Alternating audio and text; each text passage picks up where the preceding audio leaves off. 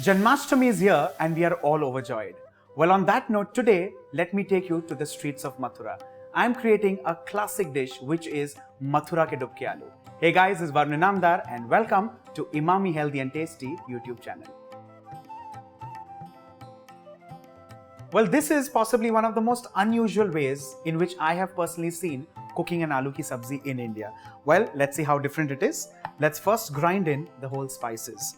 Let's begin with green cardamom, followed up with some cloves, sticks of cinnamon, a whole black cardamom, and along with this, some black peppercorns whole. Well, none of these spices have been toasted, they're just there in the dried form. Let's crush these roughly.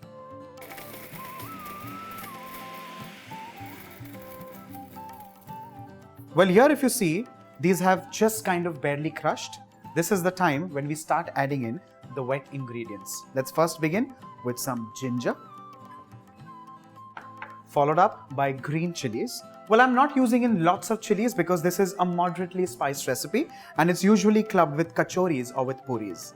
The next thing that goes in is some coriander, and just because I want the color nice and vibrant, I'm adding in some leaves of spinach.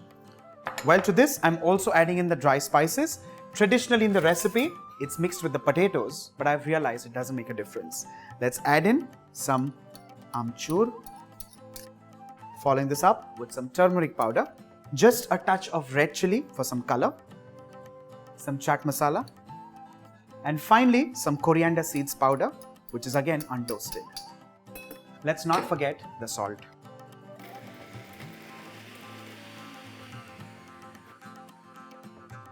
This has been ground into a paste. Well, that looks lovely, absolutely fragrant, aromatic. The next step is mixing this with the potatoes. Potatoes in this case are your regular large potatoes, which have been boiled, peeled and kept ready. All you need to do is crush them lightly.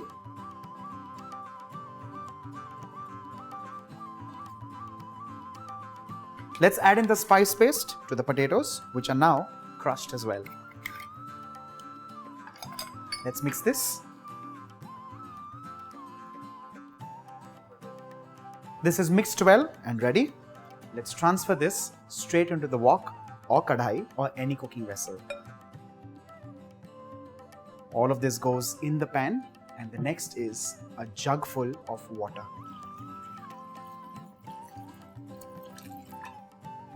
The flame needs to be on full whack. This needs to boil nicely for at least half an hour on high flame.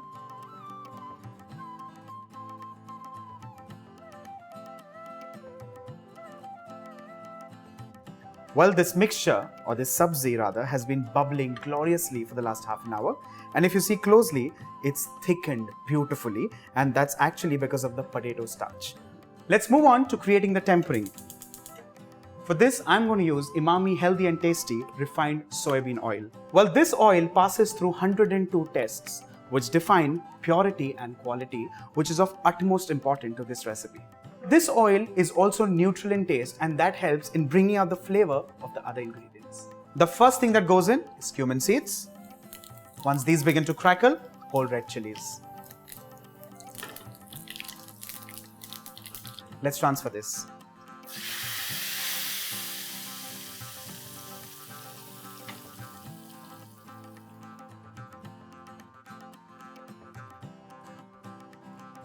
Our Mathura special Dubki Wale Aloo done and ready.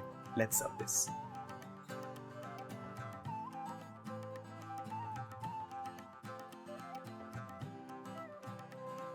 While I tempered this dish at the cooktop, you could also do the same at the dinner table. Well, this dish is straight from the birthplace of Lord Krishna to your kitchen.